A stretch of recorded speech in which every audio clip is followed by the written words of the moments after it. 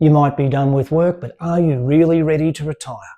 Because retirement isn't just about money, it's about lifestyle, identity, mindset, and how you actually live your days.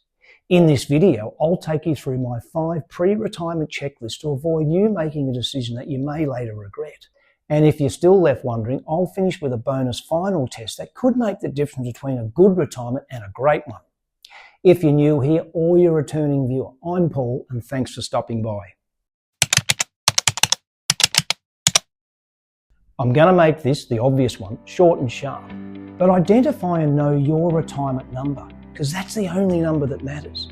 If you're unsure, seek professional advice, and don't forget to do a realistic budget to determine how much you need to leave comfortably, factoring in month-to-month expenses, healthcare, and of course the unexpected costs.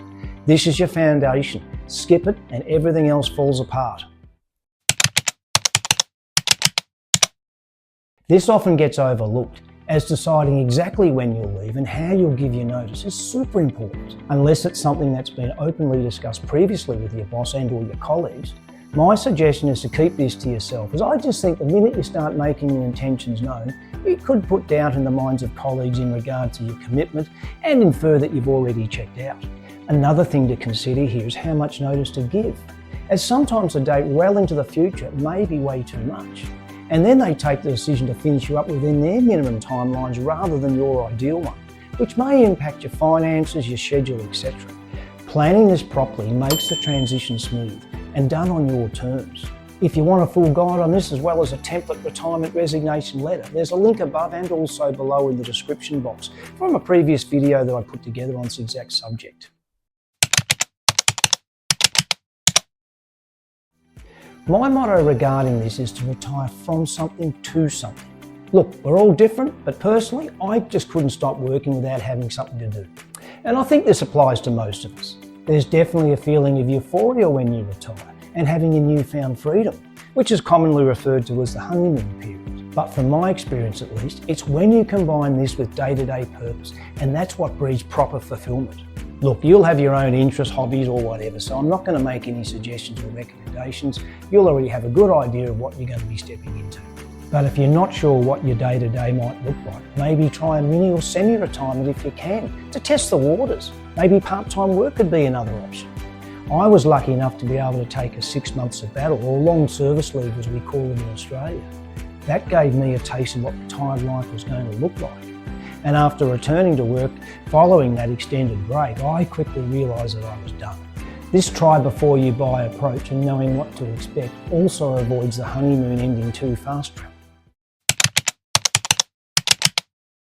As mentioned, quitting work isn't just financial, and nor is it all freedom-based, as there is an emotional component. You'll face identity shifts, there's the loss of daily structure, and in my case, there was also the realisation that you no longer wanted it. I'd offered my services for part-time work or for the odd project here and there, and despite my knowledge and experience from over 20 years of service, guess what? My phone hasn't been ringing. And look, that's fine because I've moved on as well. So given all that and from my experience, I just say learn to trust yourself and just go for it, as new discoveries await, which include personal growth, and growth that's entirely about you for a change.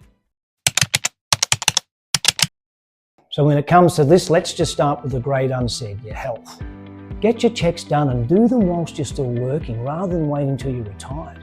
If there's anything that needs addressing, get them sorted while you may still have the luxury of some paid leave.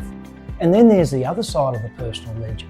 Whilst you're getting your financial plan in place, ensure all of the legal bits and pieces like wills, estate planning, that type of thing are up to date. Aside from avoiding nasty surprises down the track, again do this whilst you're still working, so your newfound freedom in retirement is being maximised rather than it being bogged down in personal admin. I've saved this till last because it really is the icing on the cake piece to your retirement checklist, and that is to ask yourself this. Are you prepared to trade one more year of retirement when you're younger and full of energy for another year of work? And if the answer is anything but a confident no, then you might need to rethink your timing. This really is the litmus test or reality check most people can often skip, and it can make all the difference. It did for me. So there you have it, guys. There are my 5 or actually 6 steps to make sure you're truly ready to retire. So I hope that's given you some clarity, and more importantly, it's ticked a few boxes to assist you in taking the leap sooner rather than later. Drop us a line and share us your thoughts. It'd be great to hear from you. And as always, if you enjoyed the video, be sure to give it a thumbs up, give it a like, hit the subscribe button. I'll see you in the next one, and bye for now.